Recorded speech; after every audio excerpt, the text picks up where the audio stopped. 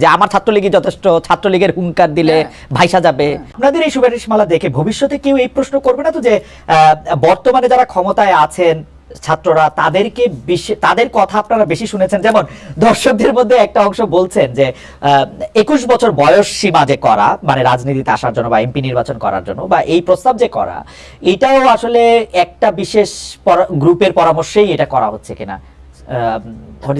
আমি এই প্রস্তাবটা কিন্তু আমাদের সুপারিশমালায় নেই। আপনি লক্ষ্য করবেন, এটা হলো সংবিধান সংশোধন কমিশন, আপনি তাদেরকে জিজ্ঞেস করতে হবে। আর আমি একটা কথা সুস্পষ্ট করতে চাই, আমরা যে সুপারিশমালাগুলো প্রস্তুত করেছি এতে কারো কোনো প্রভাব ছিল না। আমরা সম্পূর্ণ স্বাধীনভাবে আমাদের বিবেক বুদ্ধি বিবেচনা খরচ করে এবং ব্যাপক জনগোষ্ঠীর সাথে আলাপ আলোচনা করে তাদের মতামতের ভিত্তিতে আমরা এগুলো প্রমাণ করেছি। সরকারের কিংবা কারোই কোনো রকম প্রভাব ছিল না, আমি এটা সুস্পষ্টভাবে বলতে চাই। এবং আমি আরো বলতে চাই, আমি একজন বয়োজ্যেষ্ঠ মানুষ, আমি জীবনে বহু কিছু করেছি। আপনি যেই দেশে আছেন সেই দেশেও আমি শিক্ষকতা করেছেন লম্বা সময়, আমি নেসাতে কাজ করেছি, আমি আরো বহু কিছু করেছি। কিন্তু এই কাজটা ছিল, এই কমিশনের প্রধান হওয়া, এটা ছিল আমার জীবনের সবচেয়ে বড় অ্যাসাইনমেন্ট। এবং এই অ্যাসাইনমেন্টটা, কারণ এটা খুব কম লোকের জীবনে এই ভাগ্য জুটে যে একটা জাতির নির্বাচন ব্যবস্থাকে পরিচালিত করা, একটা গণতান্ত্রিক ব্যবস্থাকে কার্যকর করা, এটা আমি তো মনে করি, এবং আমার কমিশনের সদস্যরাও, এটা তাদের জন্য একটা অভূতপূর্ব সুযোগ জীবনে, একটা বিরাট। তো আমরা সেইভাবেই এগুলো প্রণয়ন করার চেষ্টা করেছি এবং আমাদের ভবিষ্যৎ বংশধরদের কথা চিন্তা করে, যারা আমাদের যারা আত্মত্যাগ করেছে, যারা চরম আত্মত্যাগ করেছে, তাদের রক্ত যেন বৃথা না যায়, সেই জন্যই আমরা করেছি। কারো স্বার্থ নয়, কারো জন্য বিশেষ বিবেচনা নয়। আমি আপনাকে মানে চিনি বা ফলো করি, সেটা প্রায় 30 বছর ধরে। আমি দেখেছি যে আপনারা কত ভাবে রাজনৈতিক দলগুলোকে, আজকের বিএনপি, গতকালের আওয়ামী লীগ, তাদেরকে কত ভাবে কত কিছু আপনারা সাজেশন দিতে চেয়েছেন, সুপারিশ করেছেন, এবং কোনো একটা কথা শোনানো কত কঠিন, এটা মানে এটা আমি আপনার সাথে একদম একমত। আমি আরেকটা সুপারিশের প্রসঙ্গে আসি, জনাব বদিউল আলম মজুমদার, যে দলের সদস্যদের চাঁদা ন্যূনতম 100 টাকা এবং কোন ব্যক্তির কাছ থেকে অনুদান হিসাবে সর্বোচ্চ 50 লাখ টাকা নেওয়ার বিধান করা। এই যে সর্বোচ্চ 50 লাখ টাকা নেওয়ার বিধান করা বা সর্বনিম্ন 100 টাকা চাঁদার এটা বেঁধে দেওয়া, এইটা বিবেচনা করতে গিয়ে আপনাদের আসলে কি বিষয় আপনারা? আমাদের বিবেচনা হলো দলটা যাতে কারো যেন কুক্ষিগত না হয় এবং দলটাতে যেন আর্থিক স্বচ্ছতা নিশ্চিত হয়। এখন তো আমাদের রাজনীতির সবচেয়ে বড় সমস্যা হলো মনোনয়ন বাণিজ্য। কত টাকা, এটা অদৃশ্য ব্যয়, আমরা কেউ জানি না কত টাকা ব্যয় হয়, কত টাকার লেনদেন হয়। এবং এই জন্যই কিন্তু আমাদের সংসদ এবং ব্যবসায়ীদের ক্রয়াত্ম, এই জন্যই আমাদের সংসদ সদস্যদের বিরুদ্ধে এত অভিযোগ। তো আমরা যে রাজনৈতিক দলগুলো গণতান্ত্রিক হইতে হবে, একই সাথে আর্থিকভাবে স্বচ্ছ হইতে হবে। এবং এটা 50 লাখ টাকা হইতে পারে, 30 লাখ টাকা হইতে পারে, কিংবা আরো বেশি হইতে পারে। কিন্তু দলটা যেন কারো কুকিগত না হয় এবং একই সাথে যেই অর্থই লেনদেন হয় এটা যেন ব্যাংকিং চ্যানেলে হয় এবং এটা যেন স্বচ্ছতার ভিত্তিতে ব্যয় হয় এবং এগুলো যেন তারা অডিটেড হিসাব নির্বাচন কমিশনে জমা দেয় এবং এগুলো যেন নির্বাচন কমিশনের নিরীক্ষণের সুযোগ হয়। তো একটা আমি বারবার করে বলছি, এটা দল যদি গণতান্ত্রিক না হয়, দল যদি স্বচ্ছ না হয়, দল যদি দায়বদ্ধ না হয় এবং দল যদি সিন্ডিকেটের মতো আচরণ করে, যেটা অতীতে করেছে, তাহলে কিন্তু আমাদের যে অতীতের যে ইতিহাসের পুনরাবৃত্তি ঘটবে, আমরা কেউ চাই না। এইটা কি আপনি চান যে শুধু মানে নিরীক্ষা বিভাগে এটা নিরীক্ষা করতে পারুক, নাকি পাবলিক ডকুমেন্ট হিসেবে এটা থেকে যাক, যে আমি ওই ওয়েবসাইটে দেখতে পাবো যে কে 50 লাখ টাকা চাঁদা বিএনপি বা জামাতকে বা আওয়ামী লীগকে দিল? আপনার এবং আপনার দর্শকদের জন্য আমি একটা তথ্য দিতে চাই। এই নির্বাচন কমিশনের রাজনৈতিক দলের হিসাব নিকাশ, অডিটেড হিসাব নিকাশ জমা দিতে হয় নির্বাচন কমিশনে। বহু বছর আগে আমি এই সকল হিসাব নিকাশের তথ্য চেয়েছিলাম, নির্বাচন কমিশন আমাকে দিতে ব্যর্থ হয়েছে, তারা দেয় নাই, এগুলো বলেছে গোপন। আমি তথ্য কমিশনে গিয়েছি, তথ্য কমিশনও দেয় নাই, এগুলো গোপন তথ্য।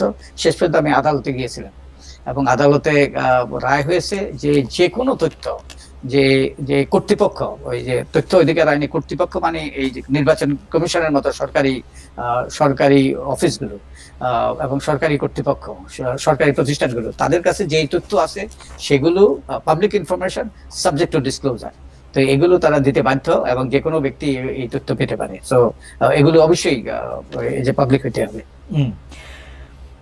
ওকে, তার মানে হচ্ছে যে আপনি তহবিল ব্যবস্থাপনায়, দলের তহবিল ব্যবস্থাপনায় মানে এখন স্বচ্ছতা নিশ্চিত করতে এটা যাতে একদম একটা ওপেন, বইটা যাতে ওপেন থাকে, নিরীক্ষিত আয় ও ব্যয় হিসাব, এটা একদমই আপনারা এটা বলতেছেন। ইন্টারেস্টিং, আপনারা সুপারিশ করতেছেন যে দলের সংসদ নির্বাচনে দলীয় মনোনয়নের জন্য দলের 3 বছরের সদস্য পদ থাকা বাধ্যতামূলক করা। এখন যদি বৈষম্য বিরোধী ছাত্র আন্দোলন আগামীকাল অথবা আমি আগামীকাল কোনো রাজনৈতিক দল প্রতিষ্ঠা করি, তাহলে আমাদের ক্ষেত্রে কি হবে?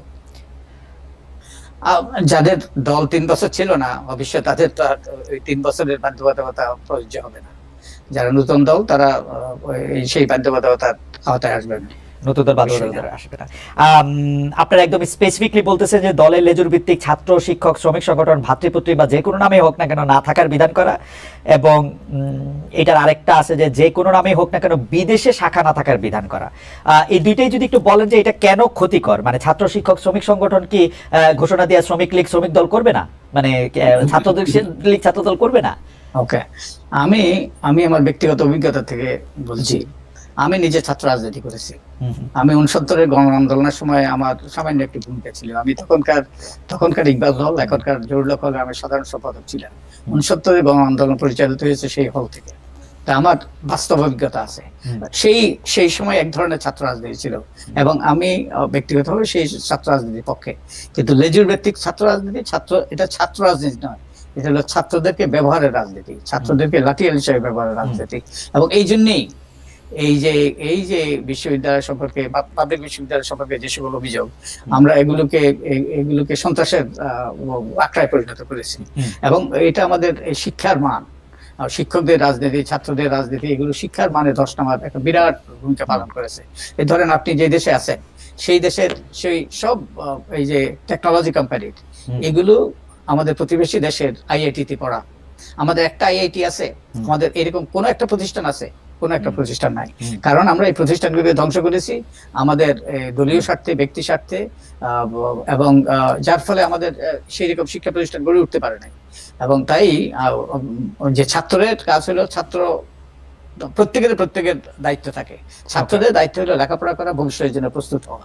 এবং হ্যাঁ, দেশের ক্রান্তি লগ্নে তারাও নাগরিক হিসেবে তারাও তাদের ভূমিকা পালন করবে। কিন্তু ছাত্রদের মূল দায়িত্ব, কর্তব্য হলো তাদের যে সর্বোচ্চ বিকাশ, মেধা, সৃজনশীলতা, নেতৃত্ব, সবকিছু সর্বোচ্চ বিকাশ। রাজনীতির দায়িত্ব হলো রাজনীতিবিদ, তারা ছাত্রদের মধ্যে যদি কেউ রাজনীতি করতে চায় তারা রাজনৈতিক দলের অংশ হোক। কিন্তু লেজুর ভিত্তিক বিশ্ববিদ্যালয়গুলোকে সন্ত্রাসের আখড়ায় পরিণত করা, এবং বাই দি ওয়ে যেই সকল রাজনীতি হচ্ছে ছাত্র রাজনীতির নামে, সেগুলো কিন্তু দণ্ডবিধিতে দণ্ডযোগ্য অপরাধ। এবং এই আইন যদি প্রয়োগ করা হইতো বহু লোক জেলে থাকতো। আর যেই নৈরাজ্যমূলক ব্যবস্থা বিশ্ববিদ্যালয়ে বিরাজ করছিল, এবং এটা তো কল্পনাও করা যায় না, আমাদের সময় আমরা কল্পনাও করতে পারি না। আর এই যে আরেকটা কারণ, এই যে ছাত্রদের এই যে বিস্ফোরণ, ছাত্রদের যে এই যে দলে দলে নেমে আসা, ছাত্রদের কোনো প্রতিকারের জায়গা ছিল না। শিক্ষকদের রাজনীতি, শিক্ষকদের দলবাজি, এগুলো কিন্তু এই যে একটা বিষময় পরিস্থিতি সৃষ্টি করেছে।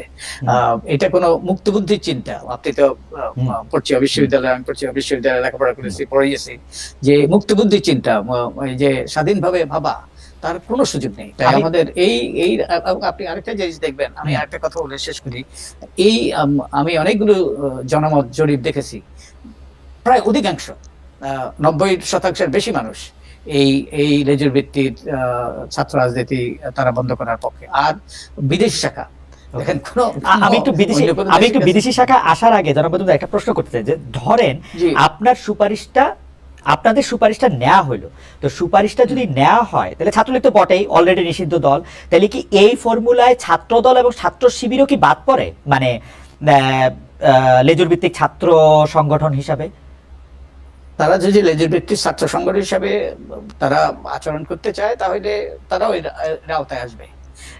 মানে এটা কে ডিফাইন করবে, মানে তারা লেজুর ভিত্তিক? কারণ ছাত্র দলের নির্বাচন কমিশন, মানে এইটার ক্ষেত্রে কি, মানে আমরা কেমনে বুঝবো, মানে যে ছাত্র দল তো বেগম জিয়ার নামেই স্লোগান দিবে বা দেয়, এটা দিলেই কি বাদ হয়ে যাবে? না মানে লেজুর ভিত্তি কেমনে বোঝা যাবে? যেমন লেজুর যদি বলে আমরা লেজুর না, তাহলে কি হবে? শুনেন, এই বিধানটা কিন্তু যে আরপিওতে অন্তর্ভুক্ত হয়েছে 2008-এ।